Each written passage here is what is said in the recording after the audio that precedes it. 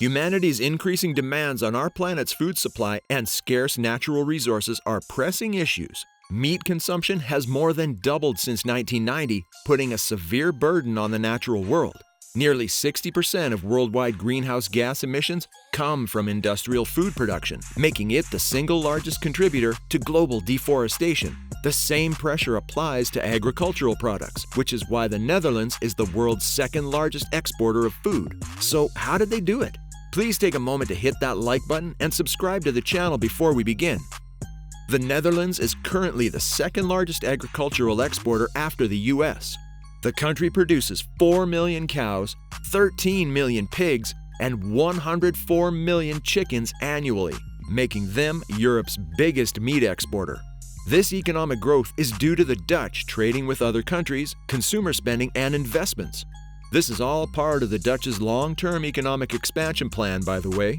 That plan began in the 90s. During that time, the Dutch economy grew at an average rate of 2.8%, while the rest of Europe grew at an average rate of 1.6%. At some point in 2000, each person supposedly had a gross domestic product, GDP, of $25,695. In that same year, the Netherlands' unemployment rate was the lowest it had been since the 1970s, and the country's economy grew by an average of more than 4% per year. That is an impressive figure for any nation. When compared to other countries, the Netherlands is ranked number 20 out of 191 countries. And in terms of GDP per person, it is number 16. Over the last 10 years, the GDP went from $299.4 billion in 1995 to $365 billion. This happened because some Dutch businesses made changes and adjustments in the late 1970s and early 80s, which has led to the economy's success today. The country's success is also thanks to the government privatizing many public corporations and cutting back on its economic role. In technology, because several Dutch companies started to use new technology and communications in their business practices, the economy of the Dutch got reformed before some other European countries. Like the economies of many other industrialized European countries, the Dutch economy has been marked by the growth of the service sector and the decline of agriculture. Even though agriculture is becoming less important, it is still very profitable. The orange carrots and the tulips associated with the Dutch royal family, the House of Orange, served as brand ambassadors for the country. Still, the Netherlands also produces and exports a diverse range of commodities to international customers. The country's flat land is ideal for farming and makes mechanization simple. The introduction of greenhouses also contributed to the success of the Dutch economy and why they are now today the second largest exporter of agricultural products in the world, behind only the United States. Even though agriculture only employs about 4% of the workforce, it still makes enough food to feed the whole country and sends out a lot of exports.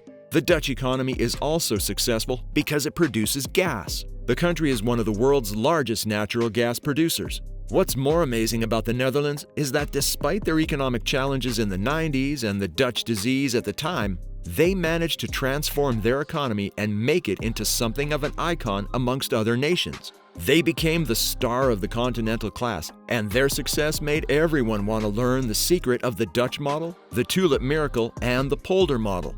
Many experts believe that the Netherlands is in a strong position in the world economy since it has previously used all possible instruments to achieve high economic growth rates. Having fused internal capacity, necessary reforms, and globalization into a powerful engine of development, the country could ensure the full functioning of all sectors of its economy at such a level that allowed the world to talk about the Dutch economic miracle. The tertiary sector also remains a massive component of the Dutch economy, mainly because of its contribution to GDP growth. Education services geared toward overseas students are at the very center of the economy of the nation because they are an essential component of the service industries. Because both the native population and the academic staff of the Netherlands have a strong command of English, the country is widely regarded as one of the most desirable places to pursue higher education by prospective students from other countries. Despite the severe lack of low-cost housing, the Netherlands is home to approximately 80,000 international students pursuing higher education. Another reason for the Netherlands' economic success is Amsterdam. It's really the Dutch Golden Age painters that made Amsterdam famous worldwide. Today, several museums in the city have their art pieces for show. Amsterdam, the country's largest urban center, contributes to its success because of its value to international tourists. The Rijksmuseum, Van Gogh Museum, and Rembrandt House Museum are the most visited galleries in the Netherlands. Similarly, the Netherlands has developed into a significant center for polishing rough diamonds due to its position as a major trading hub for merchants dealing in tea, silk, spiced goods, and precious stones.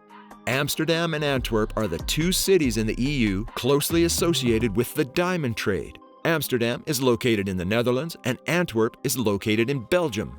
The city of Amsterdam's strong connection to the water and its position makes it an ideal hub to serve a diverse range of cruise destinations and drives up the country's economy. In fact, the economic core of the Netherlands continues to be an important starting point for cruise ships sailing to Belgium, Iceland, Ireland, Norway, and the Baltic states.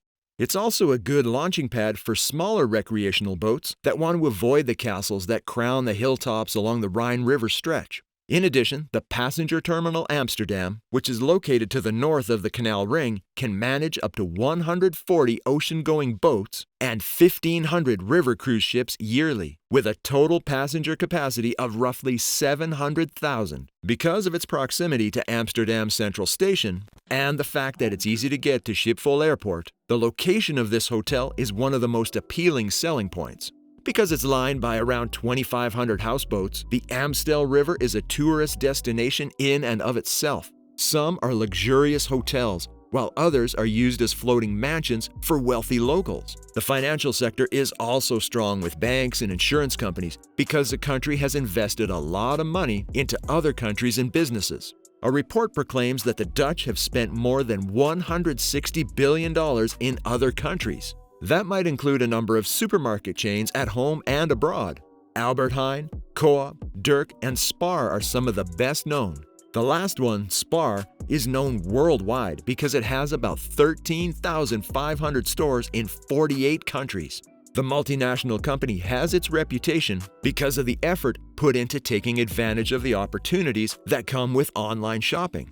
During COVID-19, the strategy became particularly effective.